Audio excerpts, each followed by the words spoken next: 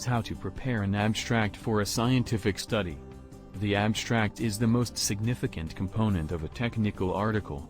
Successful authors put in a lot of time and effort to prepare abstracts that serve as advertising for their work. Unfortunately, some authors fail to recognize the importance of a good abstract to the success of their scientific article.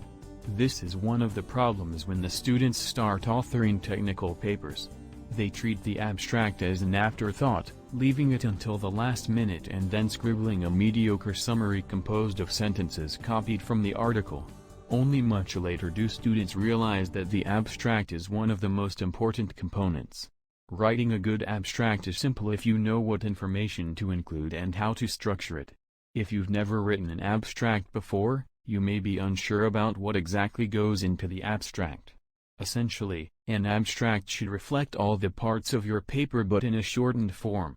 In other words, a person reading only your abstract should be able to understand why you conducted the study, how you conducted it, what you discovered, and why your work is important in general. Avoid the novice's cut-and-paste approach when crafting your abstract and instead write a unique standalone abstract. Let's have a look at how to build your abstract now. If a journal provides a template with 4 or 5 sections, such as background or aim, methodology, results, conclusions, or importance, then follow those instructions. If not, the 4-part structure I'm about to describe will serve as a good starting point. If you use this formula, your abstract will be well organized and have all the necessary elements. There are 4 major sections in which you must answer the following questions. First, what problem did you study and why is it important?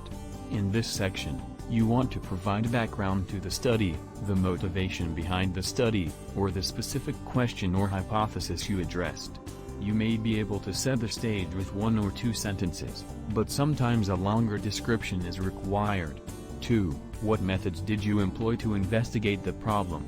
Give an overview of your methods. Was it a field research or a laboratory experiment? What experimental treatments were used? In general, the methodology section should be kept brief unless it is the main subject of the paper. 3. What were your important findings? When describing your findings, try to focus on the main finding and just provide 2 or 3 points. Also, avoid using vague or imprecise language. 4. What conclusions did you reach based on these data, and what are the broader implications? This is the area where you want to emphasize the larger implications of your research and what is novel or original about the findings. How do your findings affect the subject of study? Are there any applications? When writing this part, avoid making broad generalizations or sweeping statements that are not supported by data. Another important consideration in preparing an abstract is search engine optimization, or SEO, which means including search terms that people are likely to use when looking for papers on your topic. In addition to including such terms in your paper's title and keyword field, you want to repeat those terms contextually throughout the abstract. This repetition is used by search engines to rank an online document by optimizing your abstract for discovery by search engines. Finally, several journals are increasingly encouraging or even requiring upgraded abstractions such as graphical abstracts or video abstracts.